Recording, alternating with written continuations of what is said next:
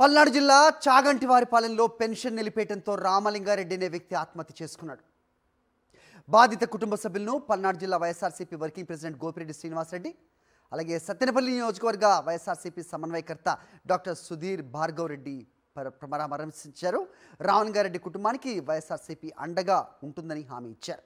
ఇది ముమ్మాటికి ప్రభుత్వ హత్య అని మండిపడ్డారు. ఘటనపై విచారణ జరిపి న్యాయం చేయాలని బాధితులతో కలిసి పోలీసులకు ఫిర్యాదు చేశారు. మా వారికి 8 సంవత్సరాల నుంచి కన్ను ప్రాబ్లం ఉంది. ఇక్కడ నర్సాపేటలో చూపిస్తే విజయవాడలో చూపించుకోమన్నారు. తాడిగడపలో చూపించారండి. 2 ఆపరేషన్ చేయాలి. ఆపరేషన్ అంటే స్తోమత లేక చేయించుకోలేదు. దానికి పెన్షన్ పెట్టుకుంటే 2 ఇయర్స్ నుంచి వస్తుందండి, 2 సంవత్సరాల నుంచి. మన ఆగస్టు కూడా తీసుకున్నాము. సెప్టెంబర్ నుంచి ఇంకా రాదు, మీకు నా 40% కంటే తక్కువ ఉంది అని చెప్పారు.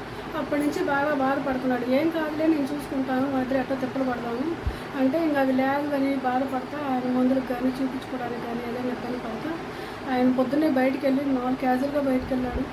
బయటకు వెళ్ళి ఇలా జరిగింది. ఆత్మహత్య చేసుకున్నాడు. చెట్టు మీద వేసుకొని ఆత్మహత్య చేసుకున్నాడు.